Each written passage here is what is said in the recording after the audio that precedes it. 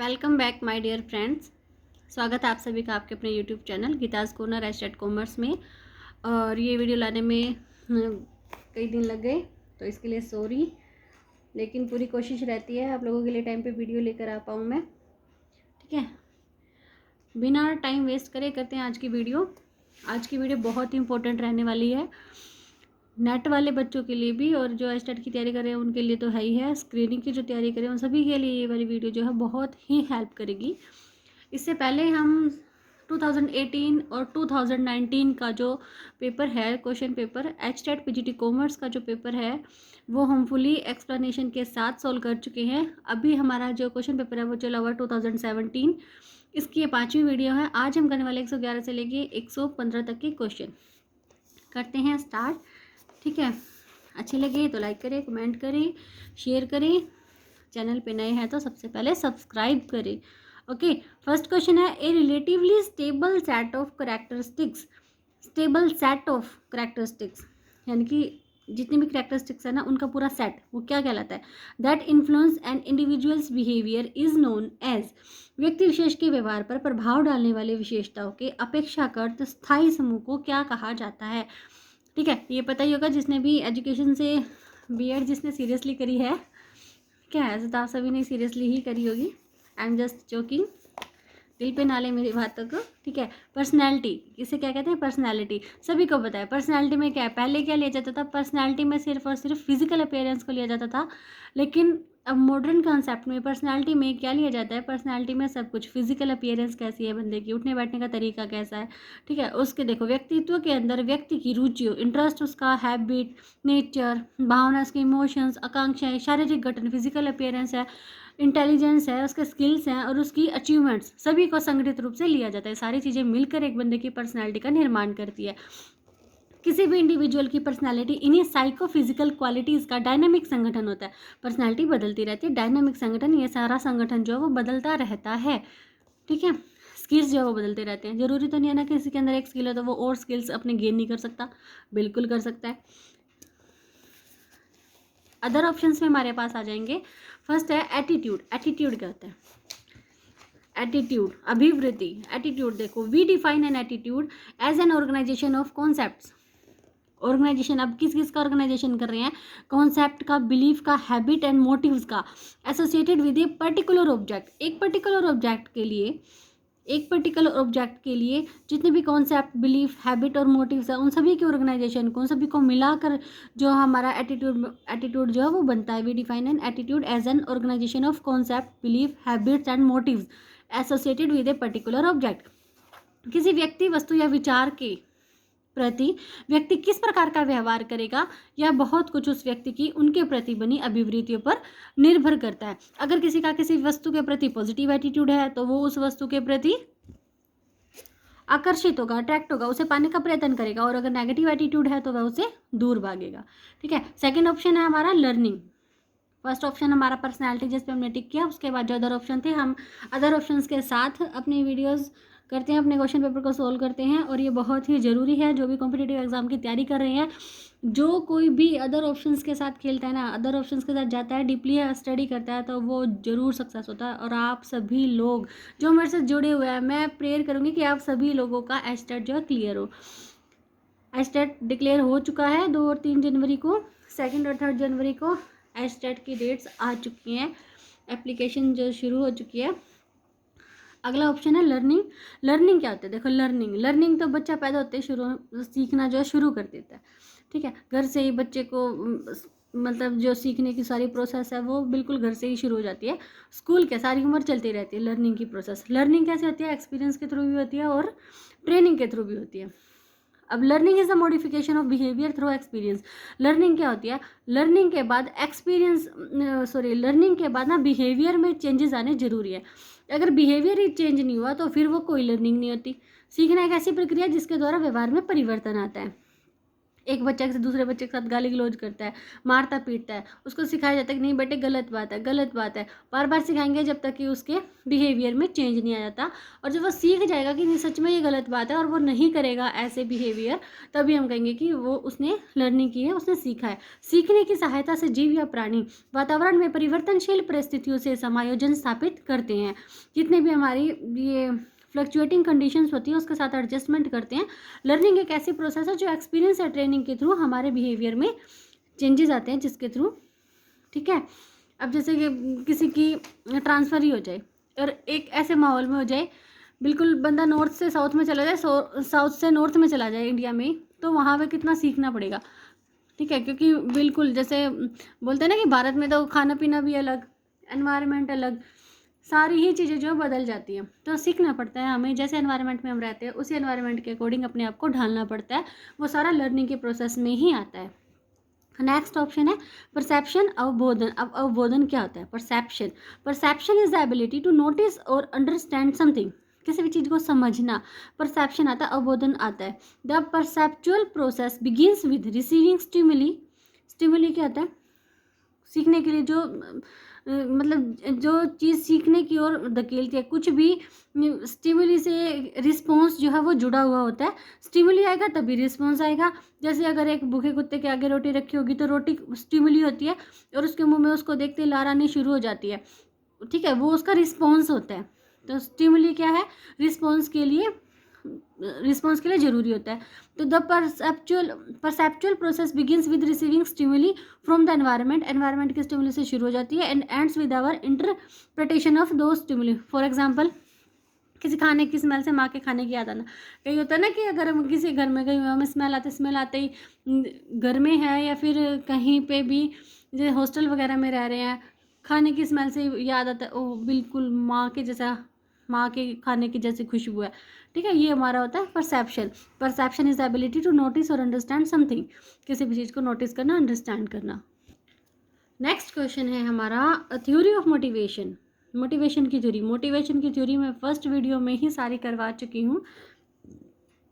That is concerned with the beneficial effect of intrinsic motivation and the harmful effect of extrinsic motivation is termed as, यानी कि अंतर्भूत अभिप्रेरण के लाभकारी प्रभाव। Intrinsic motivation यानी कि इनसाइड से जो मोटिवेशन होती है उसके तो बेनिफिशियल इफेक्ट, लाभकारी प्रभाव, and the harmful effect of extrinsic motivation, बहिर्निहित अभिप्रेरण के नुकसानदेह प्रभाव से संबंधित जो मोटिवेशन की थ्योरी उसे क्या कहते हैं? उसे कहते हैं कोग्निटिव थ्योरी। अच्छा, कोग्निटिव थ्योरी करने से पहले इंट्रिंसिक मोटिवेशन और एक्सट्रिंसिक मोटिवेशन का हम पहले मीनिंग समझते हैं।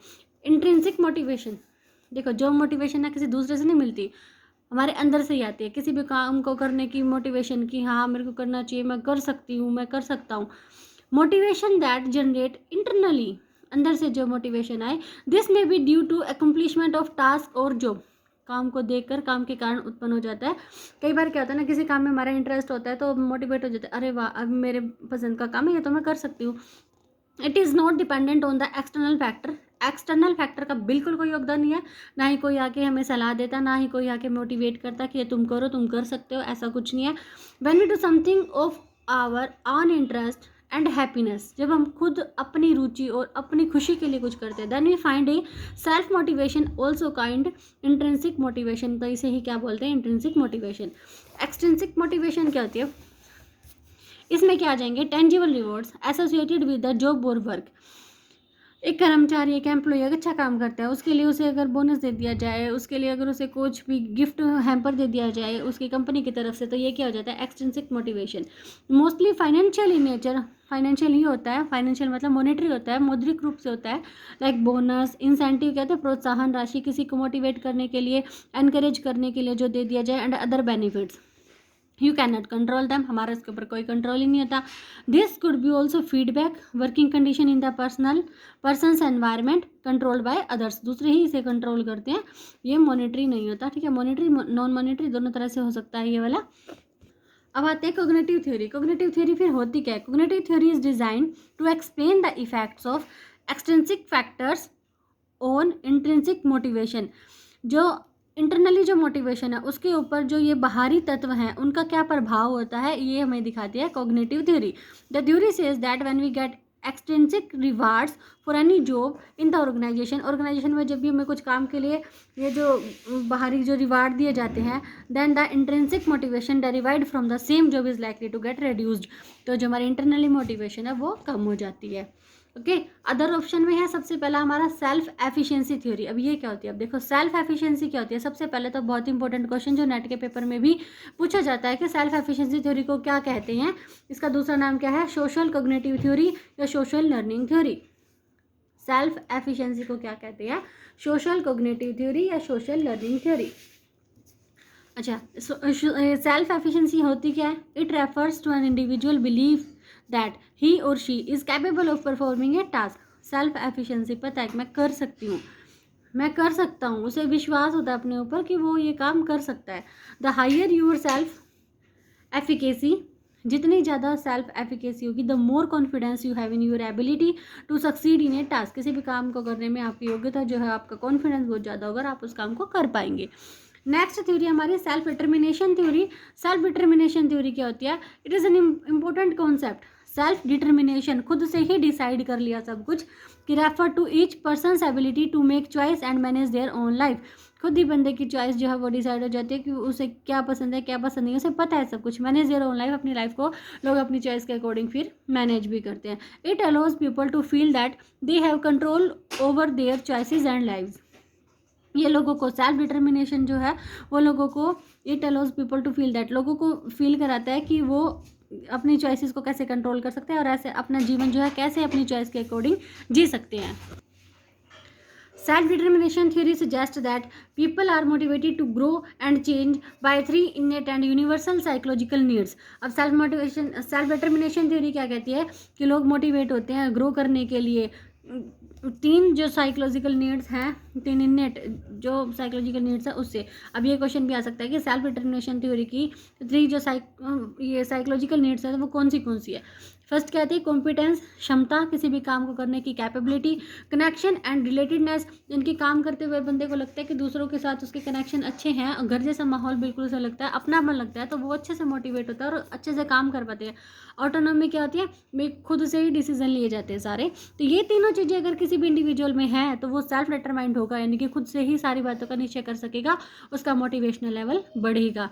कॉम्पिटेंस क्या होता है, कॉम्पिटेंस क्षमता, कैपेबिलिटी होती है ये। People need to gain mastery of task and learn different skills.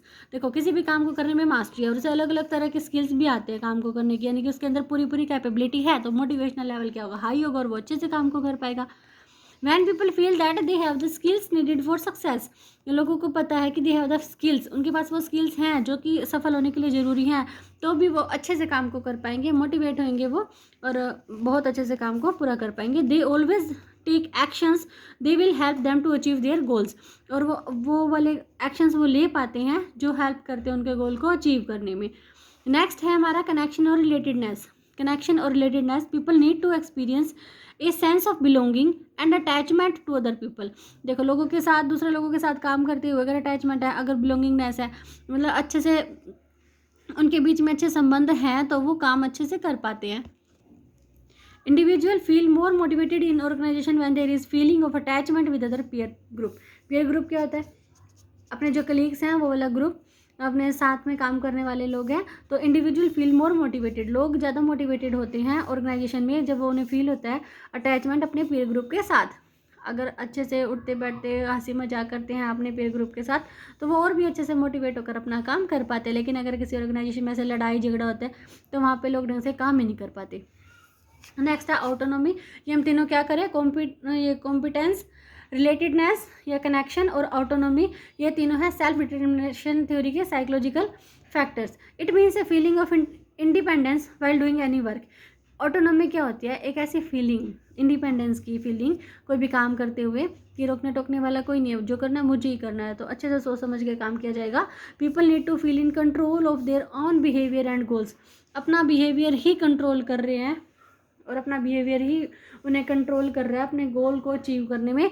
This sense is being able to take decisions and direct action that will result in real change plays a major part in helping people feel self betterment. ठीक है, ये वाली जो स्वराज्य स्वशासन वाली जो autonomy वाली फीलिंग है वही लोगों को डायरेक्ट एक्शन या टेक डिसीजन लेने के लिए एक्शन लेने के लिए एबल बनाती है। नेक्स्ट है टू फैक्टर थ्योरी, बहुत ही इंपॉर्टेंट थ्योरी है। किसने दी थी? ये दी थी फ्रेडरिक हर्जबर्ग ने दी थी।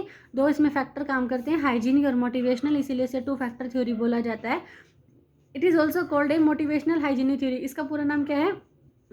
Herzberg motivational hygienic theory. तो ये भी क्वेश्चन आया हुआ है पेपर में पहले कि टू फैक्टर थ्योरी किसे कहते हैं, मोटिवेशनल हाइजीनिक थ्योरी को कहते हैं, मोटिवेशनल हाइजीनिक थ्योरी किसे कहते हैं, टू फैक्टर थ्योरी को कहते हैं। कैसे भी पूछ सकते हैं।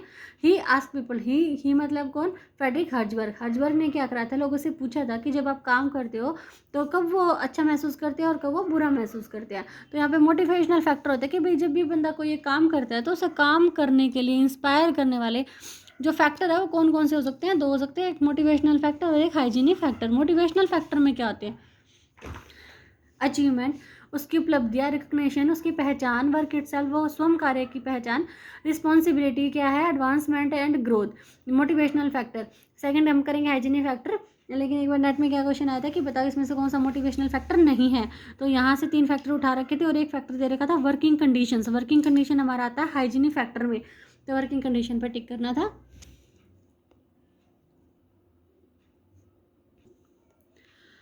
नेक्स्ट है hygienic factors, working condition, salaries, benefits, interpersonal relationship at work, ये सारे हमारे हाइजीनिक फैक्टर्स में आ जाते हैं। अब हम करेंगे 3 प्रैक्टिकल क्वेश्चन, लगातार 3 प्रैक्टिकल क्वेश्चन पूछे गए हैं एचटेट 2017 के पेपर में।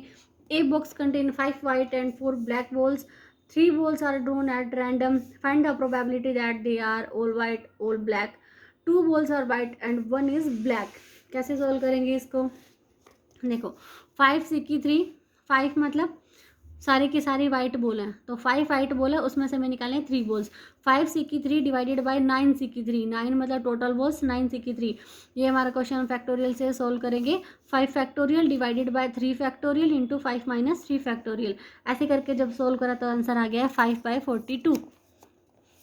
ओके, 5/42 सोल्व कैसे करना है? 5 factorial divided by 3 factorial into 2 factorial. 5 को 3 फैक्टोरियल तक खोल देंगे, 5 4 3 फैक्टोरियल, 3 फैक्टोरियल से 3 फैक्टोरियल कैंसिल हो जाएगा। 2 फैक्टोरियल को खोलेंगे तो 2 मल्टीप्लाई बाय 1, 2 1 जा 2 एंड 2 2 जा 4, 5 2 जा 10 आ गया ऊपर, और नीचे का जब सोल्व करा तो आंसर आया 84। कैंसिल करेंगे 2 की टेबल पे, 5/42 हमारा आंसर आ चुका है। सेकंड क्या कह रहा है कि सारी की सारी जो बॉल्स हैं वो ब्लैक होनी चाहिए। अब ब्लैक के लिए क्या करेंगे? ब्लैक के लिए ब्लैक है, 4 बॉल्स ब्लैक है और 3 हमें निकालनी है। 4 सिक्की 3 डिवाइडेड बाय 9 सिक्की 3, इसका सोल्व करा तो हमारे पास आंसर आ गया है 1/21। ठीक है, 1/21। और फिर नेक्स्ट में बोल रहे हैं कि 2 balls are white and 1 ball is black. तो ये जो वाइट बॉल थी 5, इसमें से 2 निकालनी है, और जो 4 ब्लैक बॉल थी उसमें से 1 निकालनी है, डिवाइडेड बाय टोटल 9 बॉल्स में से 3 बॉल्स निकालनी है। इसको सोल्व करा तो आंसर आ गया 10/21। आई होप आपको समझ में आया होगा। जो मैथ से रिलेट कर रहे हैं बच्चों, उन्हें तो फटाफट से समझ में आ गया होगा। नेक्स्ट क्वेश्चन, आज के देख रहे हैं आप सारे क्वेश्चन कैसे हैं? नेट लेवल के क्वेश्चन आज तो सारे ही। 114 क्वेश्चन है। The production of an article should require 120 kg raw material at a rate of 6 per kg। एक प्रोडक्शन करना है कि एक आर्टिकल का प्रोडक्शन करना है और हमें क्या चाहिए? 120 किलो कच्चा मटेरियल, रॉ मटेरियल, कच्चा माल चाहिए 6 रुपये के हिसाब से, 6 रुपये पर kg के हिसाब से। लेकिन on completion it was found that 110 kg of raw material costing ₹7 per kg was used for a unit of article। इसके लिए क्या लगा? देखो डिसाइड करा था कि 120 kg लगेंगे तो लगे 110 kg, और 6 के हिसाब से ना के वो कितने पे आया? 7 kg के हिसाब से आया। Calculate material cost, price and usage variance. Material cost निकालनी है, प्राइस एंड यूसेज वेरिएंस भी हमें निकालनी है, तो फॉर्मूला लगा देंगे फटाफट। मटेरियल कॉस्ट वेरिएंस का फॉर्मूला लग जाएगा स्टैंडर्ड मटेरियल कॉस्ट माइनस में एक्चुअल मटेरियल कॉस्ट। बहुत ही इंपॉर्टेंट फॉर्मूले है, खाली फॉर्मूले भी पूछ लिए जाते हैं कि बताओ मटेरियल कॉस्ट वेरिएंस का फॉर्मूला क्या है।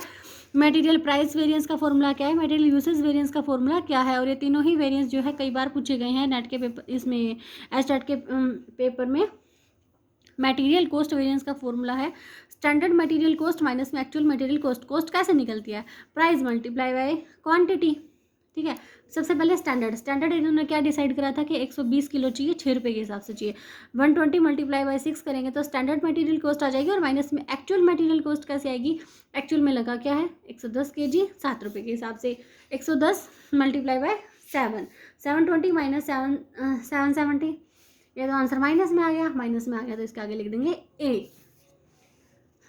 मटेरियल प्राइस वेरिएंस के फॉर्मूले में दोनों प्राइस को हम ब्रैकेट के अंदर रख देंगे, स्टैंडर्ड प्राइस माइनस में एक्चुअल प्राइस, और बाहर उसकी क्वांटिटी से एक्चुअल क्वांटिटी से हम मल्टीप्लाई कर देंगे।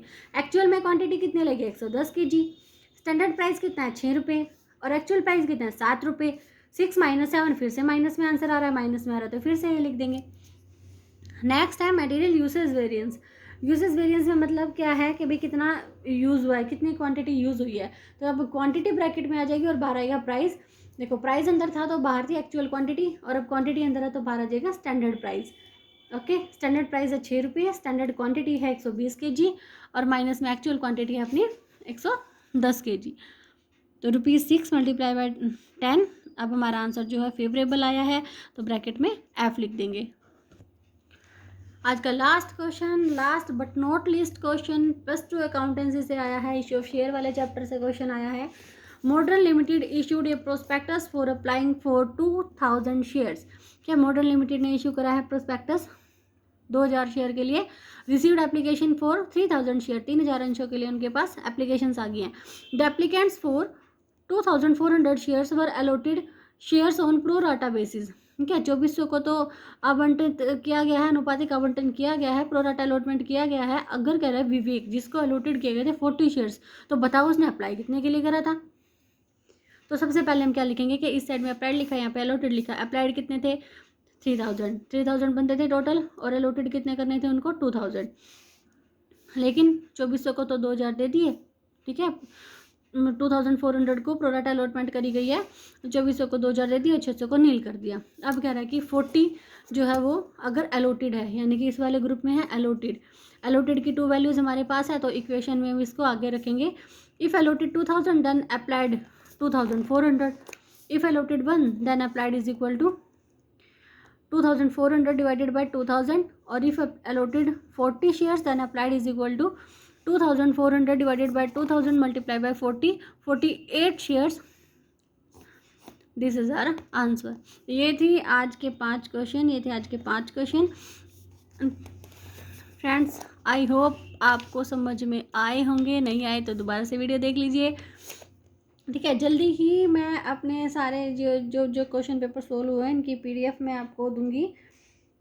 निराश ना हो कि बोल तो दिया है लेकिन दे नहीं रही, इतने दिन हो गए, तो दे दूंगी जैसे ही टाइम लगेगा। PDF भी दे दूंगी मैं आप लोगों को। तो प्लीज़ मेरे वीडियोस को लाइक करिए, शेयर करें ज़्यादा से ज़्यादा, सब्सक्राइब करें। अगर आप चैनल पे नए हैं तो बिना सब्सक्राइब करे ना जाए, क्योंकि सब्सक्राइब करना ज़रूरी होता है। मिलते हैं नेक्स्ट वीडियो में, टिल देन बाय बाय।